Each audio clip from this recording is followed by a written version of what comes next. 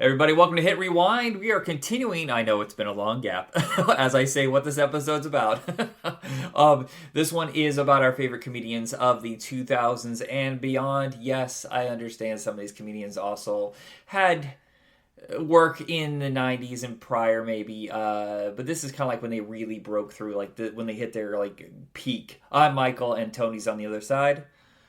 Hey, how you doing? So I think last time I started first, we covered comedians of the 80s and 90s, a little bit of the 70s, like Carlin, stuff like that, and Richard Klein. Robert Klein? Robert Klein. Robert Um, Carney. so this one we're going to be starting, like I said, 2000s and up till now. You had some comedians I had never heard of, and so they were kind of a big introduction for me. I think all mine are fairly well known. So a few of these are household names. But who is the first on your list? Well, at first, these go in no particular order, but in this particular one, this will be my favorite comedian. I've never seen him live, but it'd be Nick Swartzen. Now, I know a lot of people tend to roll their eyes when they say that's your favorite comedian because he's kind of like a party frat bro. But I never listened to him and like not laugh or not smile. Yeah. It's just one of those, he's not the most insightful, not the most clever comedian, not going to challenge you. He uses the word retarded a lot. Yeah, but he's always funny, and he's definitely not the most PC. So No. If you're the pearl clutching type, probably not the comedian for you. Yeah. But I remember always the fucking funny. the first time I had seen him was in his half-hour comedy special, and he had that whole bit about his grandmother, Yeah. Nicholas. Classic, yeah. Nicholas, you must be the strongest boy on earth. You should fight crime. Yeah, it's and yes, he is notorious for starring in. Well, I think one of the top 5 worst movies ever made. What is that? Bucky Larson. Yes. I'm sorry, it's terrible, but also it kind of made me laugh a little bit, so I can give some credit for that. Because I've seen some comedies that don't make me laugh whatsoever, and I'm in pain. I'm talking about you, Corky Romano, Master of Disguise, stuff like that. Which I also believe are all connected to Adam Sandler in some way or another. But he, as was Grandma's Boy. yeah, Grandma's Boy is funny though. I love Grandma's Boy. Yeah. I saw it in the theater. Hilarious. Yeah, he became like the second banana after Rob Schneider got kicked out of the group. So I think that's how most people know him. But yeah, he's still constantly doing stand up. He's had 3 or 4 albums in the last decade, I think. Yeah, he doesn't get a lot of he doesn't do a lot of talk show appearances anymore. Doesn't do a lot of podcast interviews. But yeah, he's constantly. But he just has such a cult following. You know what I mean? He's just constantly cranking out work, constantly touring. Yeah, I think it's hilarious that he tried to pitch that TV show on Comedy Central with the gay robot. Look, we think it's funny, but I think mainstream audiences and studios are gonna balk at that idea. Well, he did have that one show. I guess it was Pretend Time or whatever. Oh, I don't know this. Yeah, and I think he had gay robot with some of the sketches. It Ah. wasn't a full on gay robot show, but he that was just his favorite in his one comedy album Party. That's one of the skits. He always has the gay robot in there. He loves that concept of a gay robot for whatever reason. Yeah. It tickles him. Well, it's because the voice, the way he's so Yeah. bluntly, it says, "And also can I chug your cocks?" Well, yeah, he does exactly. He does that same voice in Grandma's Boy, which he finds hilarious. All right. Anything else you want to say about Swartzen before we move on? Well, most of the stuff I wrote down are just premises of jokes. You know Yeah. what I mean? And that goes with every comedian I have. I wrote just a premise of a joke, so I'm really relying on my short-term memory to be able to remember the rest of the joke. Yeah. And I'll do the best I can. But like for instance, one thing just says fajitas. So I'm just supposed to remember the rest of that joke. But he does talk about one of his funniest bits. You ever been in a restaurant and then somebody has fajitas coming out? They are very exciting. They're so loud, you can hear from across the room, and it's just such a festive, exciting experience. And then later, when you're on the toilet, it's an explosion out your asshole. It's all over you. Yeah, I think a lot of it is his boyish charm. I don't think he could get away with a lot of what he does if he wasn't. He's harmless, really is. He's just a goofball. He does. I think he's now starting to deal with his alcohol problems. Yeah. That was adorable and okay or whatever in their 20s and early 30s, but like Mulaney, they both realize they're hitting 40 and they're like, okay, it's time to clean up my act or I'm going to die. Well, that's kind of the thing about that profession is that lifestyle. It is part of that lifestyle. Yeah, they're always giving you free drinks at the bar. You know, sometimes you find, yeah. It's where you work. It's the hours you keep. You know what I mean? It's Yeah. the people you associate with. It's just, you really have to change your whole lifestyle. And it's tough when it's for your profession. You know what I mean? How do I do that? You know? Yeah. Well, I've heard that one of the big scams they pull, especially on newer comedians, is they're like, "Oh, hey, go ahead and have a seat at the bar or whatever while you wait for your set. We have food and drink if you want it," and that's how they say it. If you want it, and then at the end of your set, you realize you have no money. You may, in fact, owe them money because they're charging you for all that alcohol and food. I mean, and also alcohol. I mean, helps you loosen up before a set. You know what I mean? It helps your nerves, helps those jitters. Because it is. I mean, these guys make it look so easy, but it's pretty nerve wracking being in front of a bunch of people. Who like have their arms crossed, like, "All right, entertain me, sir." Yeah, you know God, I mean? I can't remember who it was, but I went to a stand-up show on the coast, and he was the opener for Arj Barker, and he was very he was kind of a local comedian, but he was doing conceptual comedy. And some lady was like, "I don't get it." Just kept yelling at, "I don't get it. This isn't funny. Move on." I'm like, "That's part of the bit, lady. Shut the fuck up." It's got to be so miserable for some stand-up comedians. Oh yeah, that's the thing with some hecklers. How dare you think just because you don't get it or doesn't feel you know what I mean? That you speak, you're the representative for the whole audience. Yeah. I mean, I never understood that. Yes. Narcissism. So my first one is John Leguizamo. A couple of these on here, my first two are not necessarily known as stand-up comedians. They don't work their sets like the way a lot of guys, like it's notorious that known comedians, even Richard Pryor, after he was firmly established, would go up on stage at like the comedy, what's the one in Comedy Store? Comedy Store is the iconic one in LA. Yeah, and then there's the Laugh Factory, which is like second. Yeah, I'm trying to remember. I feel like there's a third one. Why can't I remember? It's Pauly Shore's mom was running one of them. That's the Comedy Store. Comedy Store. And then her husband got the rights to something else, and he shared it. And that was that the Laugh Factory? I feel like it was some Caroline's. I mean, I thought Caroline's was in New York. Yeah, I think they owned one on each coast. Okay. I have to look it up. Caroline's is in New York. There's like I said, there's the Laugh Factory in LA as far as the Comedy Store. There might be another one, but those are like the bigger ones that I'm aware of. I lost my thought. Oh, so it's not like they would go up and work their sets that way. There are one-man shows. They're more theatrical based. They have a whole crew of like lighting and sound that travel around with them when they do. They usually play like embassies, not embassies, but that's what ours is. It's called the Embassy. But they're playing theaters. They're not playing clubs. And playing multiple characters. And it's all one theme through the show. So Leguizamo, he's had like 5 or 6. One of them could be like more sex oriented. One about his teenage years. One more related to his father, stuff like that. And he does dramatic work too. So that's the one thing about the one-man shows is they are able to mix in some drama stuff in with the comedy. And so it's more of like, the way it works with horror movies, it's more of like a relief. He does this like 5-minute thing, this serious bit or whatever, and then he brings in the joke as like a tension reliever. Yeah,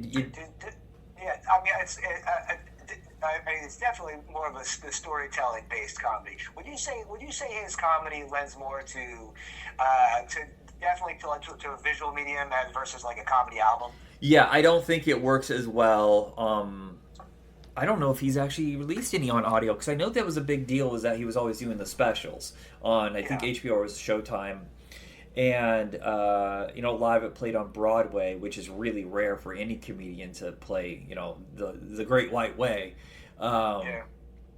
Yeah, so I'm not sure if he would even technically be considered a stand-up like everybody else, but I'm gonna go ahead and just add it in. Yeah, I mean, technically he's doing a stand-up routine. I mean, it's more of a comedic performance as far as like a typical stand-up, like these are my jokes. Yeah. But yeah, I would definitely say it falls, that routine falls in the realm of stand-up comedy. Yeah, a lot of you consider a stand-up comic or not. Right. He does stand-up comedy routines. He doesn't do but he doesn't do setup punchline. A lot of the jokes come as he's telling the story, how he tells the story. Right. And you know, it's not well known, but he was supposed to replace In Living Color.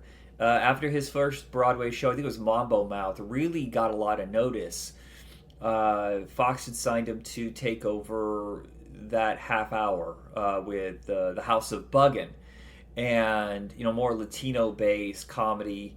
And when the second season came around, they wanted him to fire pretty much everybody else and kind of make it more mainstream. And he's like, "There's no way I'm doing that." And that's how he ended up, you know, 6 months later with Mad TV. So I give him credit for that. Yeah. So I mean, of course, he always had his show to fall back on. Plus, he was doing movies at that time.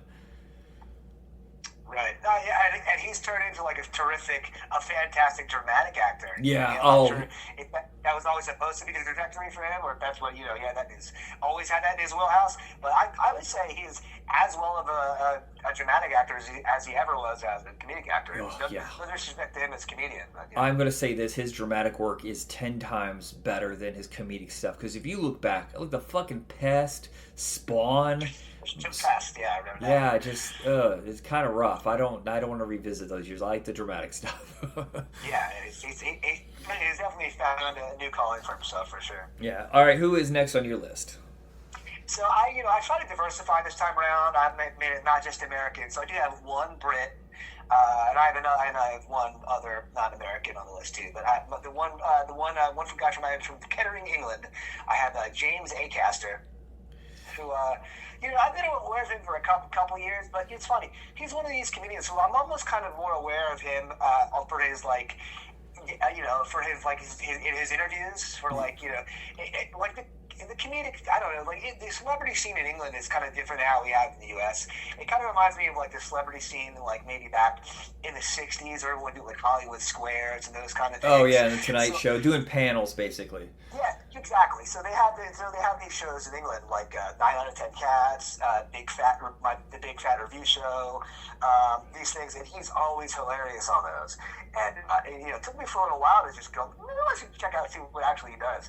But he's a legit stand-up comic, and he's pretty funny. It's just like really irreverent takes on things. Like the one joke, he's like, "Do you ever have Dr. Pepper?" It's like, I've had it for years. I can't tell you what flavor it is. The best flavor I describe would be kind of a sexy battery. I don't know.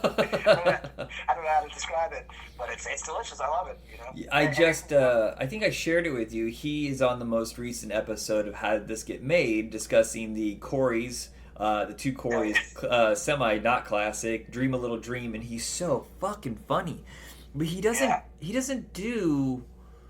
Like you said, he's kind of like Norm Macdonald. Norm Macdonald was amazing on like as a guest appearance on talk shows and stuff like that.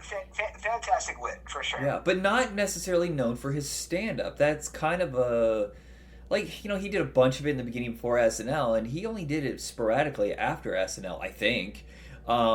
It's kind of like that, where a guy just sometimes works really, really well off of whoever the host is. Yeah, I mean, there's comedians out there who I don't like their stand-up, but I like them on their podcast. Not talking about him, but yeah, there's like, and that's the thing. I was like, it took me a while to give him his chance as a stand-up comic, just because of just how life got in the way. And then once I finally was like, oh, dude, I really should have checked him out earlier. He's got some pretty good bits. I mean, the one thing is, why is your lip skin different than the rest of your skin? It's something you never thought about before, but it's something you're going to think about now. I'm like, it's the butthole for the mouth, for the face. Totally. I screwed that punchline up. And he has a new special out, which it's not my favorite, but it's called like, I think it's called Heckler's Welcome or something. Okay. He just invites people to heckle at it. It's on HBO Max the whole time. Sometimes it's funny, and sometimes it's a little, it can be kind of interrupting. But that's the thing, he's constantly trying this stuff. He's not afraid of failure. Experimental stand-up. Yeah. experimental stand-up can be really dangerous, but I give credit to anybody. Dude, I think we talked about it on the last time we did this episode. Is Harlan Williams did that whole Netflix special where he shot it out in the desert all by himself, no audience, and it was goddamn brutal. You know, there's other comedians who tried doing stand-up routines with no audiences during the pandemic, and it just doesn't, you know. You got to have the audience to bounce off, yeah. Yeah, even though I don't need the audience to tell me when to laugh, it's just off-putting when you hear silence. You know what I mean? Yeah. It's bizarre. All right. Anything else you want to say about him before we go on? Oh no, you know, he just like I said, he's a great comic. It's weird saying he's like a young and up-and-coming comic because he's been around forever. I think he's like pushing 40, but but that's how it works in comedy. If you make it before 30, that's a fucking miracle. Comedy is one of those, it's the exact opposite of sports. It takes a long time to get where you need to, and usually you hit around 35 to 45. Yeah, they say you need to put in about a minimum of 10 years to be considered a decent working stand-up. Yeah, I mean, Eddie Murphy's a freak of nature when you're like, 19, he's already like... Yeah, well, same with Dave Chappelle. These guys are just like mature and wise beyond their years. Yeah. But, you know. My next one is Christopher Titus. Same kind of thing. I'm not going to go too far into it. That guy is so prolific, though. I mean, he's putting out stuff every 2 or 3 years. Of course, his TV show, I think, is one of the greatest TV shows ever made. And just the raw honesty, the brutality of his life. Because he puts so much of he doesn't have a persona that's kind of made up. Some stand-up comedians have that, where they kind of put on a mask. He's the exact opposite of that, and it's just so weird, like listening to stories about how his mother killed herself, and his father drank himself basically to death, you know, and at the same time he finds a way to get that raw nerve and tickle it a little bit, I guess, if you want to say it like that. Just he finds the uncomfortable funny. Yeah, that's good, because that's what you got to do as like a really, you know, a talented comic. You want to weave moments in your own life. You know, you want to make people feel not just laughter, but kind of like a spectrum of emotions. And predominantly laughter, of course. It is a comedy show after all. But yeah, you do. You know, some comedians like to challenge you a little bit. Some comedians like to be, you know, even a little more of an empathetic comedic experience. Yeah. Some just like want to tell, just fire jokes at you. You know what I mean? There's no, you know. It's what's kind of upsetting is, you know, he's always kind of been a tough guy kind of person. If that's any persona he has, it's a tough guy. He loves cars. I do get that vibe, yeah. I guess it's because of the cars, yeah. He's kind of a bro. Does a lot of military stuff, you know, going over to you know, the Middle East or whatever, and entertaining the soldiers. And when he, I don't know, 6 years ago, really came out against Trump and still is sticking to it hardcore. I was about to say, you think a guy like that would be super conservative too, you know? Yeah, I have figured that too. And he's just like, I'm not tolerating any of this dumbass bullshit. And he's losing a lot of his fans, but he refuses to back off, which a lot of people, I think, are chicken shit of this fucking moron. I know. I'm about to say, how refreshing, you know, sticking to your principles. I've been to a couple stand-up shows, and you start seeing the comedian make fun of Trump, but he can read the audience. It isn't going well. Like when I saw Jake Johansson, and he could kind of like, yeah, but you know, what's good about it? I was like, oh, you chicken, you fucking coward. Yeah. All right, what is next on your list? I have the late great Patrice O'Neal. Wow, there is a guy who can fucking stick the needle right in your ribs or whatever. He is fucking razor sharp, and he doesn't let up if he doesn't like you. He knows how to mock you. I mean, like, you know, maybe him and like maybe one or two other comedians on the list, probably the most effortless stand-up delivering. I'm like, is he even doing a bit, or is he just like bullshitting? You know what I mean? But it is. I've heard him do the joke multiple times. You know what I mean? In different sets. But he's just so natural at it. You know what I mean? Yeah. What was that show that Colin Quinn had on Comedy Central that was kind of like a Bill Maher show, but actually good?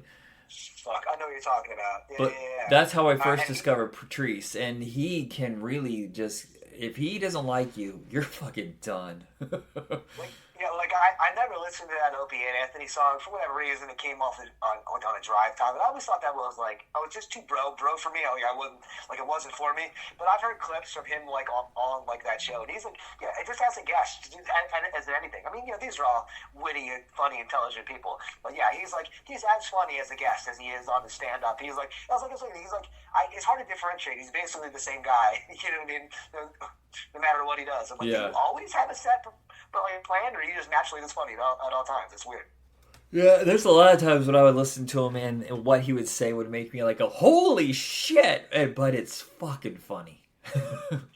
I remember his one bit. He's like, I try to make sure I have a receipt everywhere I go, just in case something happens. I have a receipt to show where I'm from, and if I can't get a receipt, I make sure that clerk remembers that I was there. I was like, hey man, let me get this pack of gum, and I like a receipt, please. Like, I don't have any receipts. Like, I like a receipt for this pack of gum. He's like, you idiot. He's like, this receipt will cost more, and then the pack of gum goes. He's like, why? He's like, well, you shut up. He's like, oh, you asshole. Why would you go? He's like, hey, what time is it?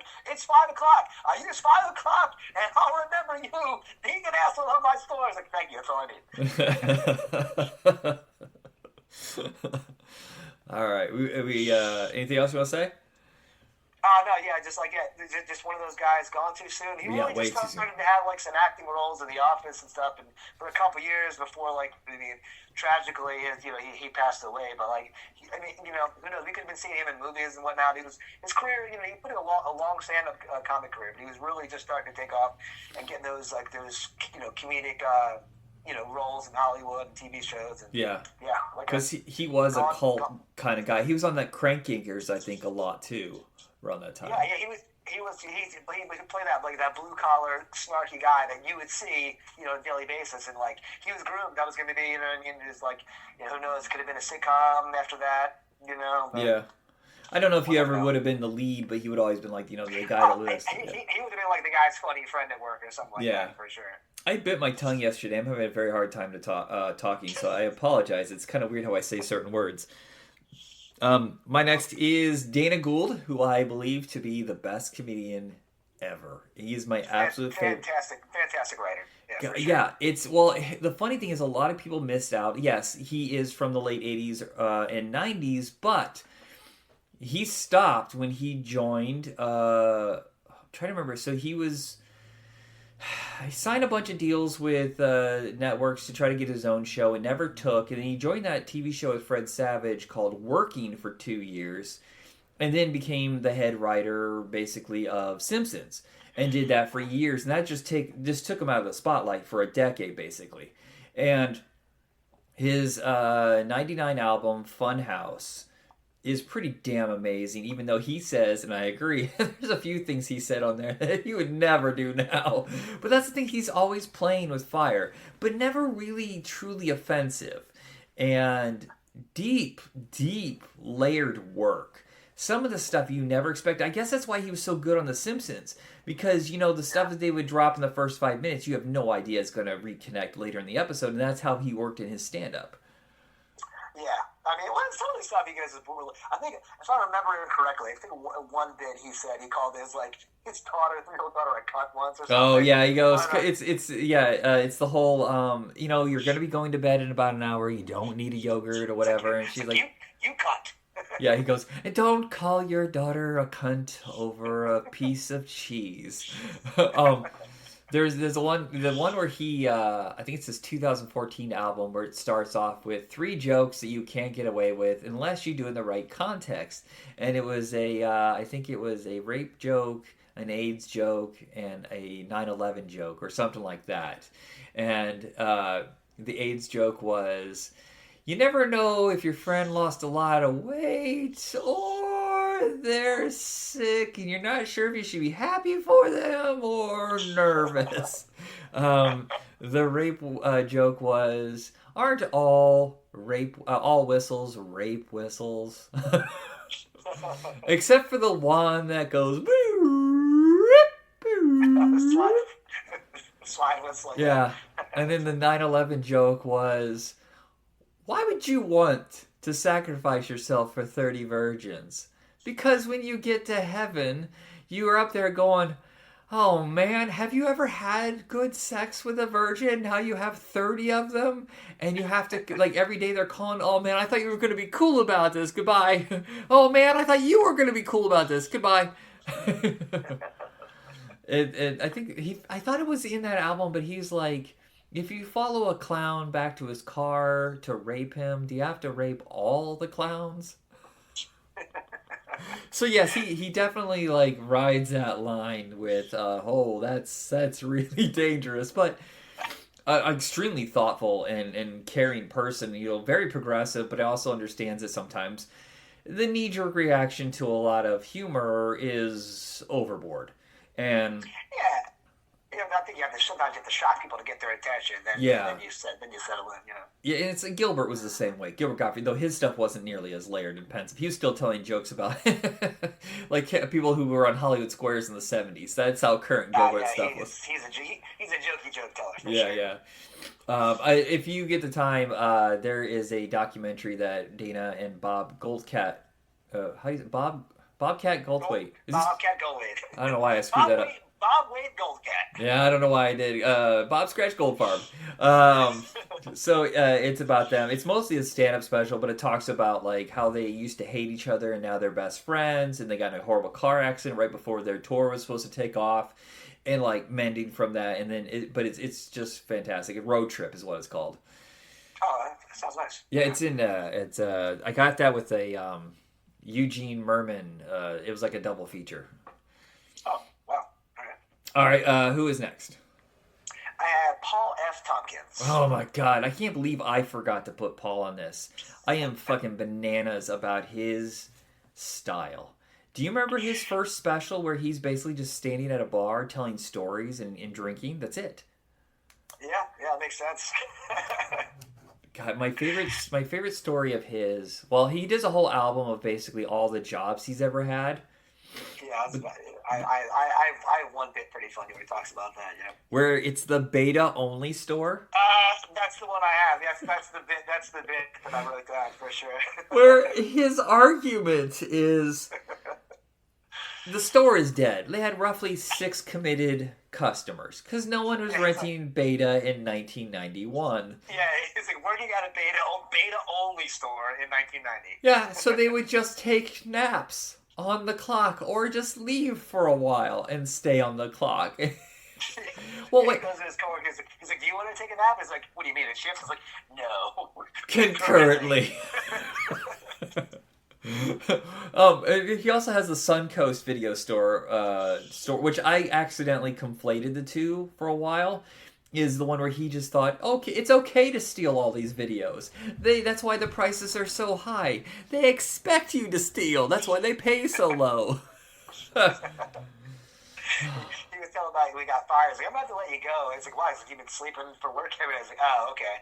He's like, "Well, if you want to wait," and then I just left. I was like, "Why would I ever stick around to hear the end of that sentence?" So I want to wait till the end of it. No, like why would I?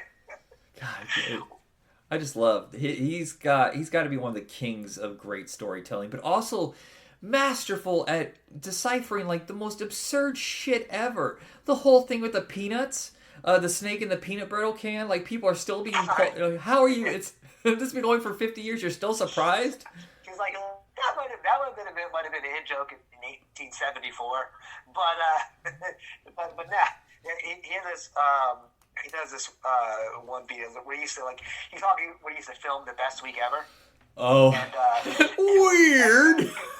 It was next door. It was like you see a TV show, you think how it is, but like this reality, this is done in an office, and the wall next to us, they filmed the best decade ever, the '80s show, whatever, which is good, which they still air sometimes.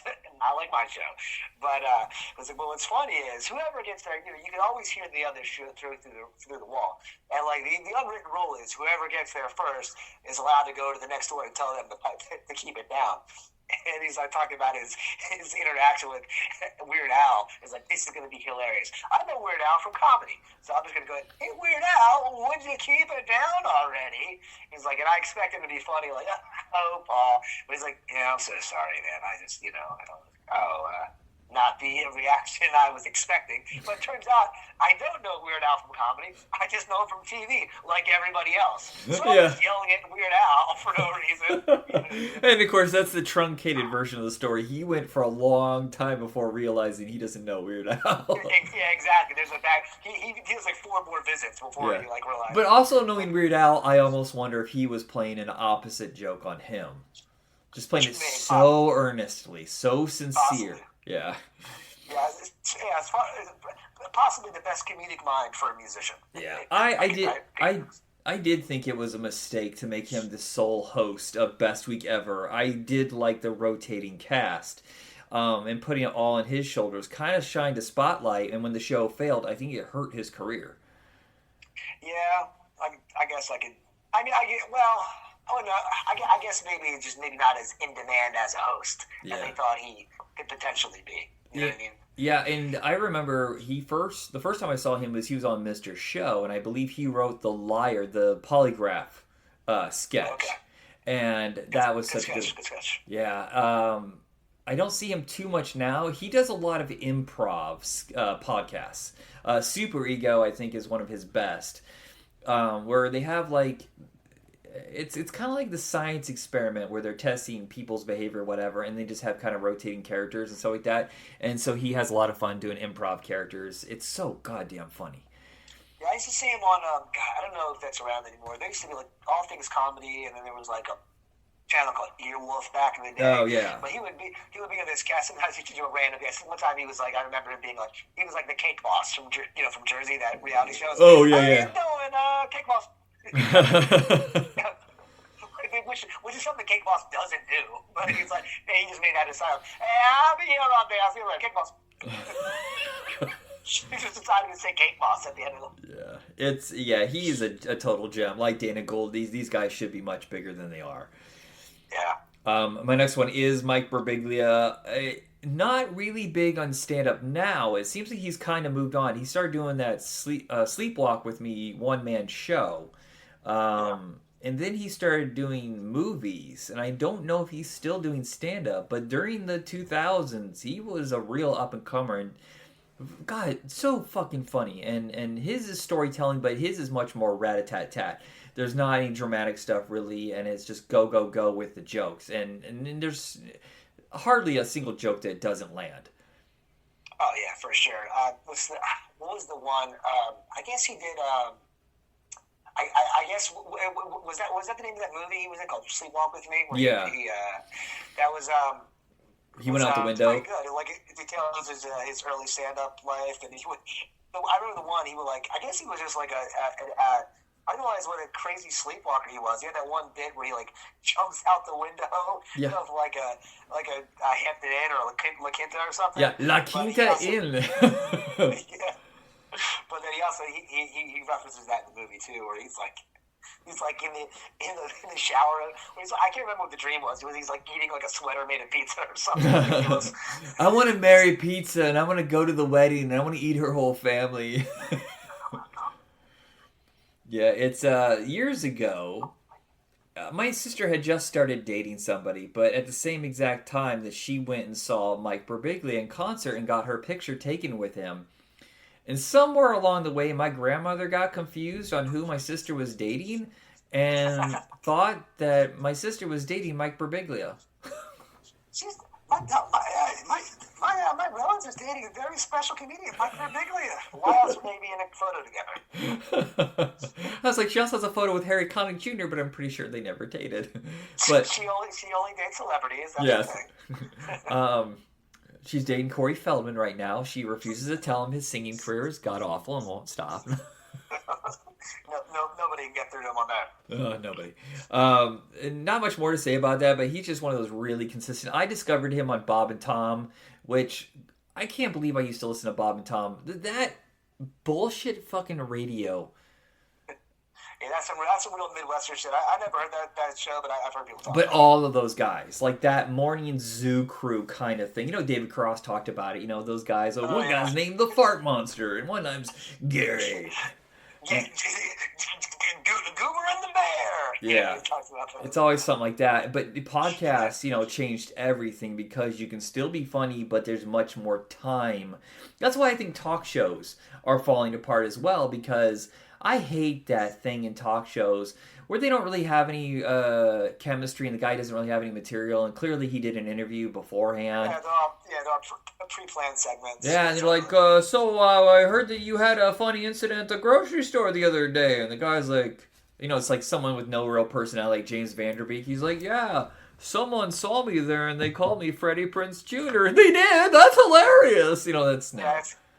It's always so dumb. I was like, I was at the store. You ever been to any stores? Funny you should bring that up. I was. Wow, it's so weird. He just brought something like this right into your bit. Yeah, painful. All right, who is next on your list? Let me see. I got Sarah Silverman.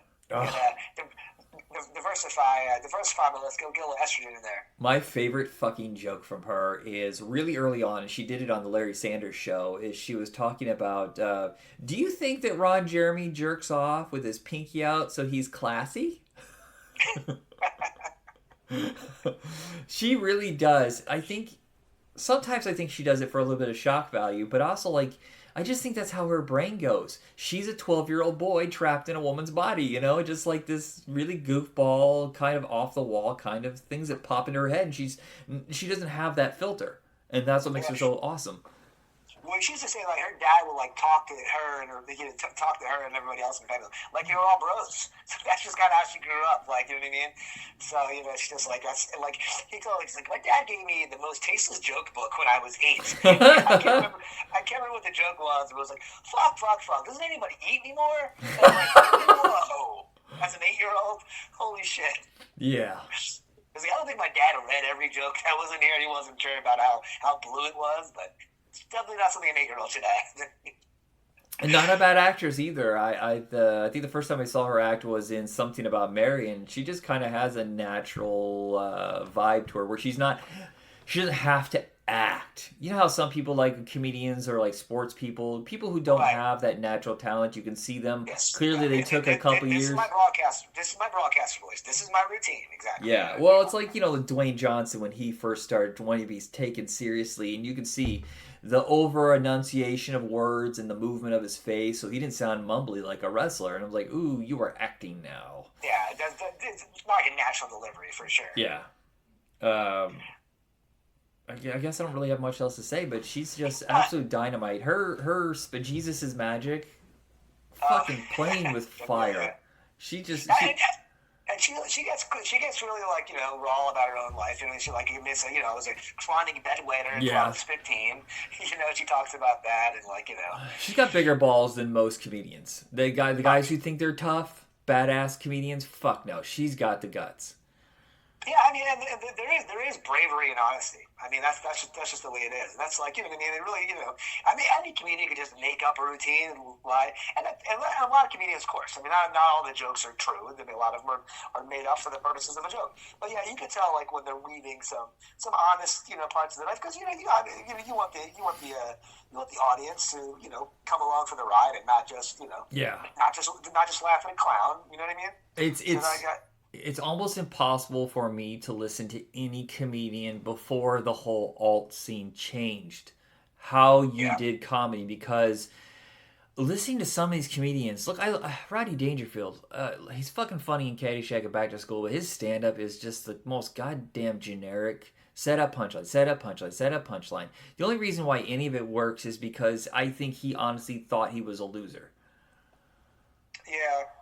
Yeah, I mean, it's definitely the area. What's the deal with airplane food is definitely long gone, which is good. Oh, yeah. But yeah, it's crazy how that was just everything I guess it kind of had to be that way. You didn't really have unless you saw a comedian on HBO. A lot of times we saw stuff on Star Search or things of that nature. That's where we would see comedians. Yeah, you got 3 or 4 minutes. It was all their nightclub routine. So it was all their tight 15 or their tight 5. You know what I mean? Yeah. Well, also it's harder for modern comedians to get their bits on those clip shows we used to watch on Comedy Central, Stand Up, and Short Attention Span Theater, and a couple others. You can't really wrap up what their theme is in a 30-second clip.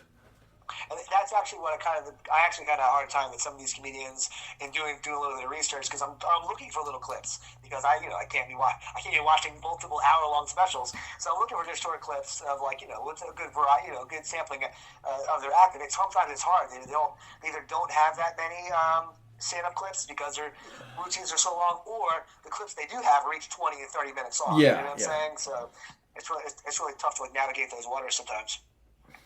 Where are we at? Christian Finnegan. Another. Is that your number 5? Yeah, that's my number 5. That's another guy who kind of under the radar, popped up a lot on like Best Week Ever, I Love the '80s, stuff like that. That's probably the only way that anybody really knows him. But he's another guy who clearly has an aptitude for not just setting up jokes, but making them complicated. And dropping nerd references, but not the obvious nerd references. None of that Star Wars shit or superhero stuff. He's talking about like font and mathematics and stuff like that. And not cutting edge, but taking kind of like your standard bits, but making them just so much more cerebral. Yeah, no, I'm aware of some of his stuff. I think I've seen some of his clips on Comedy Central. I'm trying to think who he reminds me of a different comedian, but God, well, for the love of God. It doesn't help that he even says it himself. He looks like Biff Tannen. So I was just about to say that. He reminds me of the guy who does Biff, who I think is also a comedian. He is, Thomas F. Wilson. So yeah, he's like, yes, I get it. I look just like Biff from Back to the Future. But I think my favorite bit of his is a real short one. It's the difference between the changeover between spring and summer is, this is really nice to fuck this shit within like 3 days. Very true. Yeah. You know what else I've seen him? Like, Dave the Chappelle Show did like a Real World parody once. Oh, yeah. He was like the one white guy. Yeah. In the whole house. It's pretty funny. I feel like he's in How High, too. I think he's in that one part where the guy goes, where he says, I need money. He's like, what? Why? And he shows it on his teeth. I think he's one of their, like, college roommate in How High. But I think that's about the most exposure he's got to a mainstream audience. Yeah, and I wonder whether, I see this, he's a good stand-up. I wonder if it's because he looks so much like Biff that's, like, automatically typecast. Yeah, I don't know. Well, he has a little bit of that Drew Carey vibe, the square face, funny, spiky hair. I was about to say that. Similar style. Yeah. All right, who's next on yours? So, number 6, I have Brian Posehn. Oh, another one I can't believe it didn't make my list. And he's kind of like Sarah Silverman. He has that 12-year-old boy trapped in his brain and just the crazy stuff that comes out of him. But he's also really nerdy and, talks about heavy metal, comic books and stuff like that. He actually became one of the main writers on Deadpool for years. Did you know that? I did not know that. Wow, it's crazy. But I know a lot of people probably first noticed him on Mr. Show or Just Shoot Me as, they're basically Big Bird. If Big Bird was a human, it's him. He had one of the funniest jokes from Mr. Show that I still say to this day. It's back when, like, in the mid-90s when they just legalized medical marijuana in California. Uh-huh. So people were coming there with their bullshit excuses, which they still do. He was like, Dad, doctor said I need it for my glaucoma. And then he's in the office and he goes, yeah, doctor says I have to do this to get high. I love the one where he wrote the sketch where it was Titanica. Do you remember that where the kid dropped into a vat of acid or something like that? No. So they go to visit this kid who tried to kill himself based on one of Titanica's songs, and they pull the sheets off him because he's itching really bad, and they discover it's just David Cross's head, and he's operating these little puppet arms and hands. And they're flailing around, and it's just like 5 pounds. Like, it's just a shrunken down little body, and it's all like a raw scab, whatever. And they all want to throw up and freak out. And they're like, oh my God. And they convince him by writing another song. It's like, try again. Dip yourself all the way in. It's so dark and weird and demented. Yeah, I mean, most of his stuff is kind of like, nerd forward. Like he does a whole bit about Star Wars, which I'm sure you've heard. Yeah. He has more with a current one. He goes, the one joke is like, I love that all the MAGA QAnon douches are all merged up. They're all like the new Ed Hardy. It's so much easier to spot them in the crowd. Like, all right, well, I'm gonna be talking to that guy. You know what I mean? Yeah. This guy's clearly an asshole. I love the one where, go ahead, sorry.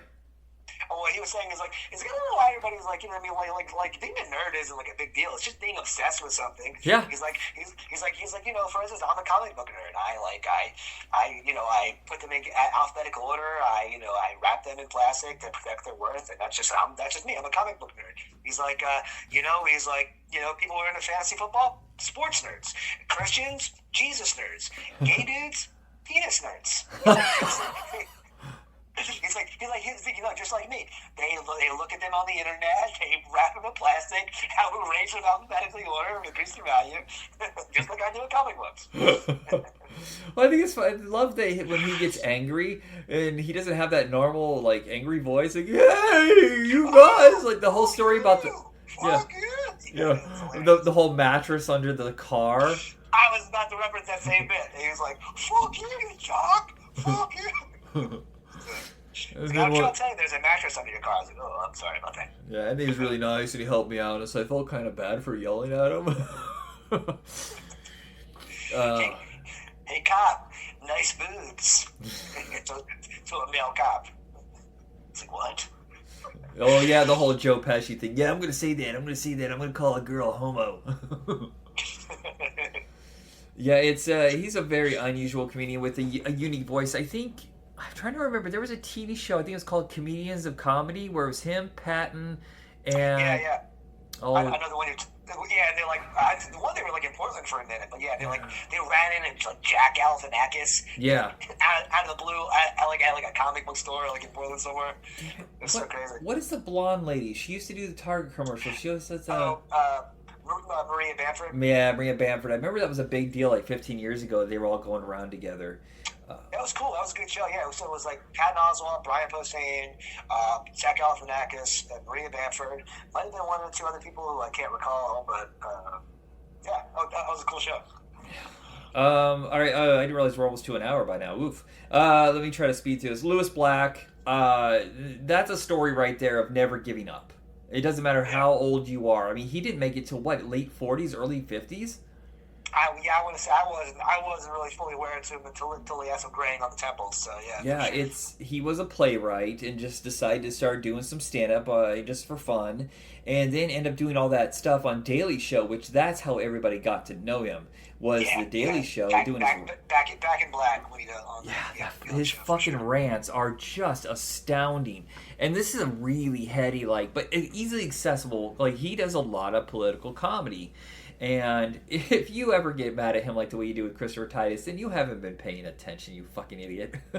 Exactly. He whatever your political ideology, he explains to you like the premise, you know what I mean, where he's coming from. So even if I'm a Republican, he explains to you why in this particular instance, you know what I mean, this whatever political take you may have, maybe not the best one. You know what I'm saying?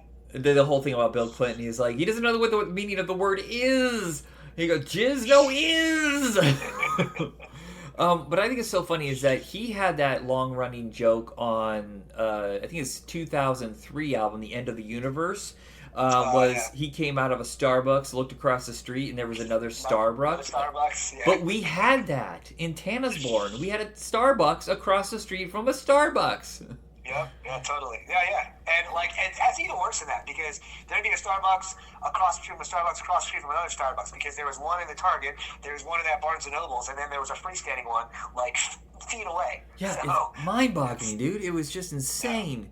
Yeah. And but the other big one was just the one where he's in the coffee shop and he's listening to his friends and they're not making any sense about the taxes, and he hears a girl behind him goes, "If it weren't for my horse, I never would have got through college."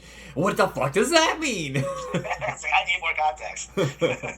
Of course, all of that's off his first album, but it's still extremely consistent. But those first 2 or 3 albums really just were like a thundercrack in comedy, where I was like, oh shit, this is the voice. This is the voice of this moment right now.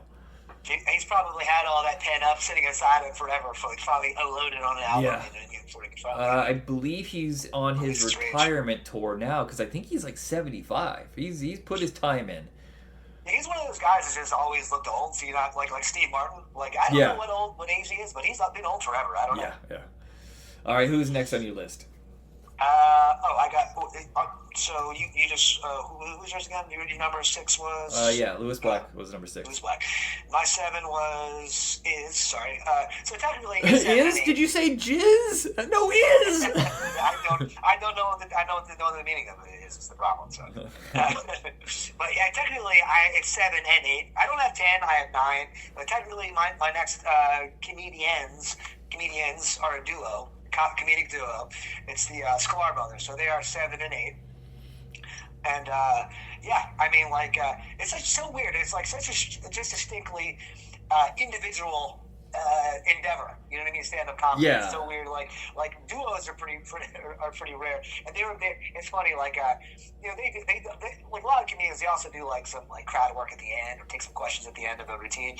And the one routine they were saying is like, who does your mother like better comedically to like both Randy and Jason? So that's funny. I'm glad you clarified comedically. He's like, but the reality is my mother would never say which one is like she doesn't like. I mean, I think our ongoing joke in our house is like my mom thinks some other brothers are better than us.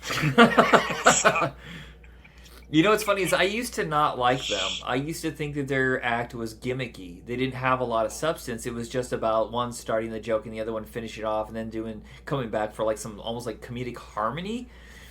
But about 10 years ago, it's like something just changed. I think maybe working on that show. You remember that show they used to have cheap seats? I think it was called, or in the bleachers. I was about to say that. Like they were great at cheap seats. That was one of my favorite ESPN shows. It's like after that was over, it changed how they did comedy, and instead of doing it as a gimmick, they made it work. I can't really explain it, but if you listen, you can clearly see the difference.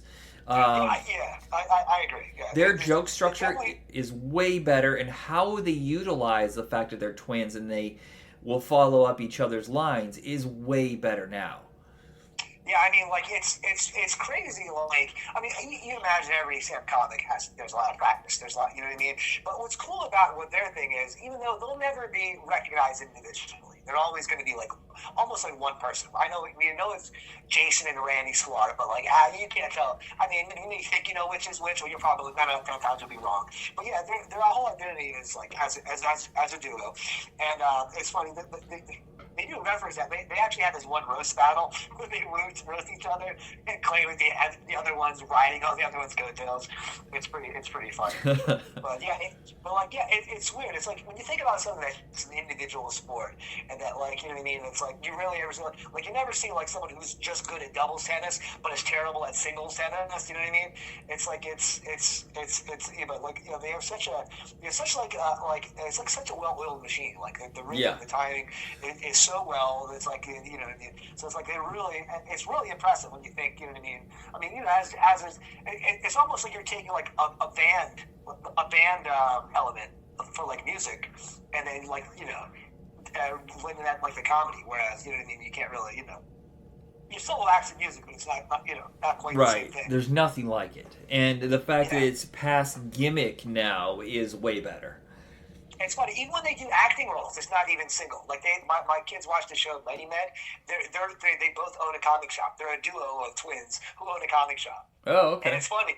Yeah, it's funny. Because like in their they do a roast battle and they talk about auditioning against themselves. I was like, when has that ever happened? I mean, you're only a duo. I've never seen you single. So what are you talking about?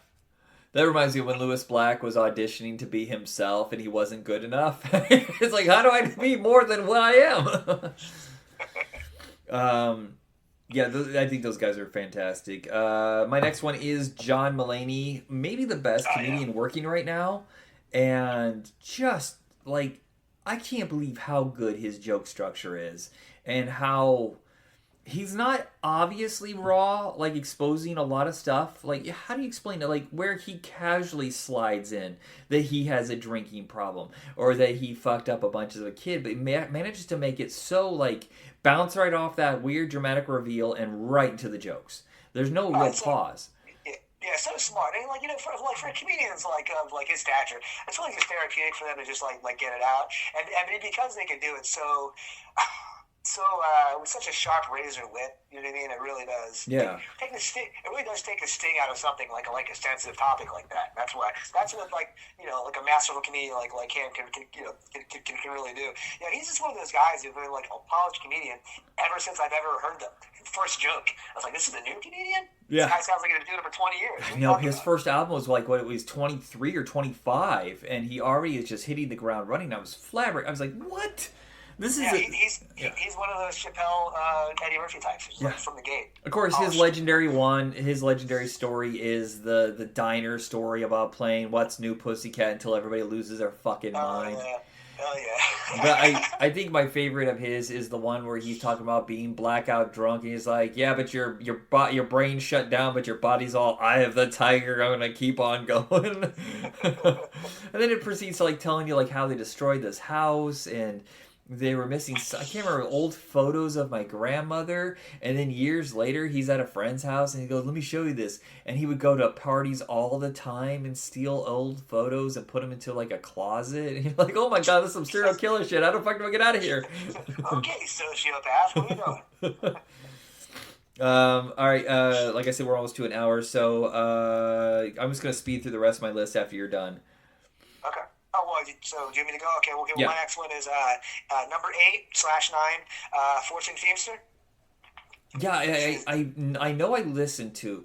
Wait, which one is this one again? Is this the Irish Australian guy? You know if you've seen her. She's a big, overweight, lesbian-looking... Oh, yes. I got to listen to a little bit of her, but I think I forgot to go back to it. Yeah, she was funny. I liked her. She's good, yeah. She's like, she's one of those guys who's almost known as much for a guest, certainly for her long sprint on the Chelsea Lately show, which I've never seen. So for the longest time, I've never given her, much of a. I guess probably I never really gave her a fair shake because of the show, because I thought it was like on the E channel. I thought it was like some gossipy, kind of silliness. Not for me. Yeah. So and also with Josh Wolf and Chelsea Handler for that matter. I probably didn't give them the fair share a stand-up comic because of that show. But yeah, but since I've listened to a couple of her specials. It's really, it's not like heavy. It's not going to challenge you. It's not, you know what I mean? But it's just really like funny, delightful. My whole family, I don't have to worry about turning it down to my family or my kids. It's one of those like, it's a family-friendly comedian who isn't trying to be family-friendly. You know what I mean? Kind of like Jim Gaffigan. Or one of those. She's clean, but she doesn't. She's dropped the F-bomb. I've heard she said the C word. Right. You know what I mean? So it's not pandering. There are some comedians. When it's appropriate. I remember I used to watch like those special shows on like HBO. They weren't specials towards one comedian. They're usually hosted by someone, then a bunch of other people come on. And it felt like they were just trying to be outrageous because they were on HBO, because they were on Showtime. They didn't really have the material, so they were just like, well, I guess I better pepper this with some outrageous shit, Yeah, totally. It's like, oh, I'm so edgy. What an edgy take. I'm like, man, it's like, that's all you got. And, you should definitely have some material in between your edginess. You know what I mean? Yeah, if you take that out, and if you can't make a show like Premium Blend or something like that, then you don't have a set. Yeah. Well, most of her comedy is just basically this typical young girl fish out of water. Yeah. And you can imagine looking like how she did in the '80s in the South. It's going to be challenging, and that's basically she talks about like her before she realized she was a lesbian and constantly going to birthdays at Hooters. Like that shouldn't include number one. That I like being a lesbian. In fact, I like Hooters so much. Yeah. But yeah, it's just. Yeah, just like whether you listen to her whole special or you listen to like any kind of clips, it's just it's always delightful, always brings a smirk to my face, at the very least. Alrighty, and you said 8 and 9. That's 8 and 9 because I only came up with 9, but then I forgot the Sklar brothers are technically. Oh, okay, gotcha. I could have swore you had another guy on there, like an Australian guy who was really fucking funny. It was killing me, and he was like, "That's funny." That's a little foreshadowing because that's my last guy. Oh, I'm sorry, I didn't realize. Okay, I'll stop. It's all right. Next one is Al Madrigal. Just great one. It's not. How do I even place how like Al Madrigal does the exact opposite of what you expect for a Latino comedian. Like, and he even talks about that. Like, everybody expects me to know Spanish, and I don't have all these Yeah, inside I was about to jokes. say, I don't even think you know Spanish. Yeah, that's right. Yeah, he's like, I'm just a suburban dork who happens to be Latino. Um, but I love some of the stuff that he like. Why is the rabbit crying? I don't know. I don't know. Or the cholo, he goes, man, look at that butterfly. Can you believe that? And he's like, cholos of nature are amazing. Here's the one bit where like cleaning lady like ate his mushroom chocolates. Oh my He's like, god, yeah, tripping balls. it's drugas, it's drugas. And he's a pretty good actor. I remember he was on a few sitcoms for a while. He was on that Jay Moore show, Gary Unmarried. Oh yeah. But not, yeah, again, a guy that's just consistent, not a real breakout kind of comedian, but everything he does do is really good. I saw him in a serious role, like not a comedian. I want to say he was in Venom, one of those. Oh, With, yeah, like, Morbius. He's in Morbius. Morbius, that's right. He played a cop. Okay, yeah. All right, what's next for you? So my last one is an Australian, Jim Jeffries. Oh, God, so unbelievably funny and raunchy as hell, but Yeah. somehow not disgusting. No, it's like you know what I mean. Like you hear some of his bits. You don't think he'd be like a smart guy. You hear some of his interviews. He's like a well public. He's well known for partying, drugs. Being vulgar. But some of his bits, like especially his bit on gun control, like fucking so poignant. And it's like Yeah. it's just. It's like he tells it's like I don't. It's fine that you want guns. Just don't come up with these bullshit arguments like I need it for protection. Take my family. It's not why they're called assault rifles. You know what I mean? he's like I don't see you with a Facebook photo of you in a padlock. You know what I mean? You're not into home safety. You're into owning guns. You know what I mean? Yeah, Just yeah. be honest. And he was saying. What is someone? He was talking about he's like millennials. He was talking about his spiel on millennials. Actually, probably dated. You could probably say Gen Z now. He's like, you're so smug. You think that he's like, I'll give you credit. Your generation is the most progressive generation than any one generation before that. But you know what? So is every other generation that came before you. You know what Yeah, I mean? and then you hit that something happens to a lot of people. I think they hit their 30s and all of a sudden they become about money and I got to protect my kids. And I'm like, but what you're protecting your kids from isn't what you should be protecting your kids from. You're not in danger from transgender people. Your kids are in danger from, I don't know, fucking people in the church system, political system. Anybody in power is not transgender people. Stop worrying about that. The way you argue about bathrooms is the same way that white people argued about bathrooms back in the 60s being, this is whites only, that's black only, It's the same shit. Shut the fuck up. Yeah, totally. But something happens in your brain. I've seen it happen to my friends. Once they start having kids and they start making real money, all of a sudden it just changes. Yeah, it's weird how fearful. It's like you're just really fearful. And of course you can't tell like a hard nosed right when they're just I'm being what's the word? I'm being cautious, or I'm being just over prepared. No, it's coming off really, really fearful. Really, Yeah. Really, I'm not scared. I need scared bitch vibes. Yeah. Most of the alpha males are not tough in any way whatsoever. It's amazing. Like the alpha male's biggest hero is a guy who wears more makeup than the average. Drag queen, He does. I was like, you're afraid of drag queens, but you just elected 2 people to office that wear more makeup than most of them. Yeah. Meanwhile, Trump has 5 pounds of foundation on, and Yeah. freaking JD Vance has that Jack Sparrow eyeliner on. Yeah, it's got more eyeshadow than the class of 1987. Yeah. Right? It's absurd. Yeah, Jim Jeffries is absolutely fantastic, and I'm surprised. Is he well known? I feel like I see his name, but I never listened to him before. He's relatively well known. He used to have a show on FX for a little bit. Oh, okay. With DJ Qualls. DJ Qualls? That's not a name I expected. What's that? DJ Qualls, from like the Road Trip Kid? Yeah, so like he pitched this show was based on his like life story a little bit. When he had a friend with like I think it was a wheelchair ridden. I think he had MD or something. Oh, okay. And I think part of the bit was like he takes his friend to go to a prostitute, and he takes DJ Qualls' character. Same deal. So that's how I know it's based on his life. But yeah, it was just a bit. I can't remember what it was called. I think it was called shit.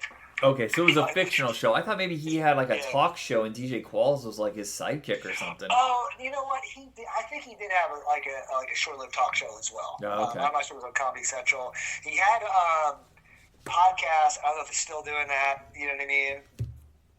But yeah, and he's been in he's been in a couple like bit parts, bit movies. But yeah, it's basically just primarily stand up. But yeah, I don't think he was ever really able to get his acting career off the ground. Like I said, he had that one FX series. But yeah, it's pretty much. But you know, he's a big deal in Europe. You know what I mean? He's like one of those guys. His following is as big. I mean, certainly as big in Australia, if not bigger than here. Okay. But he lived in Manchester and in London for a while before he broke big in America. So he's probably as well known, at least in the UK, as he is over here. So. All right, so my number 9 is Wyatt Cenac. Like Al Madrigal, he goes completely against what you expect. Like, I feel like a lot of black comedians, in order to get booked, they have to do like what they would do at Showtime at the Apollo, or what was that Martin Lawrence show? What was that show? The Def Comedy Jam. Def Comedy Jam. Yeah. Like they have to play into. I swear to God, and I know it's stupid that I'm a white guy, middle-aged white guy complaining about this, but if I hear one more joke, well, white people are like this, but then black people are like this, I can't fucking just stop. It's so lame. Yeah, it's well. Like, sometimes you have to put like a set of material for the place or for the venue. Or Yeah, but it's pandering. I can't stand any comedian that panders. I agree. I think like Jeff Foxworthy's material is better on his own than he does with the blue collar than he used to do with the blue collar comedy tour. You know what I mean? But Wyatt is just one of those really good, kind of under the radar again comedians. I know I don't have a lot of household names. I guess I said I did, but I guess I don't. I believe Wyatt Cenac was on Daily Show for a while as well. Yeah, they had a pretty famous falling out, him and Jon Stewart. Famous row. I think I know him more better for that than I actually. Really, I don't know this. What is it? Yeah. Well, him and Jon Stewart had some kind of falling out back when he was a correspondent. Uh-huh. I don't know what it was. They had some kind of disagreement, and then they had like an on-air public, makeup. Like, are we good now? It's like, we good. But then I heard he said something else, that he disagreed with something else that Jon Stewart said. So it's like, you know what it is? Jon Stewart defended that Tony Hinchcliffe guy for that Puerto Rican joke at the rally, and Wyatt Cenac, there we go again. He's, you know what I mean? He's like, so I guess he thinks, I don't know if it's rooted in racism or cultural insensitivity or something. Yeah. I wouldn't say that's Jon Stewart's shtick, but for whatever reason, he thinks, Okay. I didn't know that. Some kind of beef. And then my final one is Michael Ian Black, and good Lord, just so funny, so effacing, really smart. Just it's funny is there's been a few of the guys from the state that have tried to do stand-up comedy and they have failed horribly, but Michael Ian Black just has it. He's just a really good comedian, and I'm kind of glad that after the Ed TV show died, and then there's briefly with Stella and stuff like that, but he realized stand-up comedy is just what works for him. Yeah. I remember he had this one joke when he was like waiting for a plane, and you can see out the window that the runway ramp, there was no plane attached to it. So for whatever reason, some lady, some cute lady was like, "Oh, is a plane here yet?" And because he's such a nerd, he's like, "Well, unless they're flying Wonder Woman's invisible jet, I don't think they're here yet." And she gave me the look that every single girl has ever given me a look. It's such a state that I've had my whole life. It's like, I know. And it was just so, it's so true. It was like, there's so many times I said like a dorky reference to a girl, and it either went over her head or she was not there for it. And I was like, oh my God. If ever there's a relatable joke at that moment, it's that. Well, he has a funny way of playing two characters at once. He is really good at playing like the pompous jackass, the one who's really smug and knows it all. And then the one that's kind of more self-effacing, where he's like, yes, I know a lot of people look up Michael Ian Black online, and then pause, gay? Stuff like that, It's my favorite bit, though, is when his his kids choose the lamest, most obvious Halloween costumes.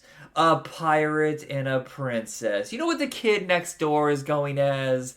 As a quotation mark. Do you understand the I'm ashamed to even say that you're my children right now. You are pathetic. Whatever. Just talk about throwing it in. I know, right? Yeah, just like you're not even trying. Who almost made your list that you can think of? I'm trying to think. Well, actually, a lot of the ones are the ones that you picked. So okay. I would have put on Al Madrigal. There's something else that you had there that I would have. I wanted Hannibal Buress. So I had to. Good one. Okay. I didn't think about him. That's a good one. Damn it! Madigan. Kathleen Madigan? Yeah, Kathleen Madigan was hard because she's been around so long. I just didn't really know what decade to fit her in, and then eventually she just didn't make the list. Those are two obvious ones, but there are so many damn good comedians out there. But this is just like whittling it down to the ones you probably revisit the most. Yeah, see, that's basically what I'm going with. There's other ones there's like either current comedians who are like maybe I know their one routine or I know their current things, but I don't know their whole I know their whole catalog. Yeah. And even with Kathleen Madigan, she's like 80s, 90s. Where do you even go with her? Yeah, so prolific. 2000s, But there's some comedians like you and I have fond memories of that don't do stand-up comedy. At least I don't think so anymore. We both are waxing nostalgia about Fred Stoller once. And his whole college gargagawa. You can't say you're a college graduate. At least you can say you're college. I can say I'm a college graduate now. What are you talking about? Yeah, there's a lot of guys who fell by the wayside that just, for whatever moment, they connected with us.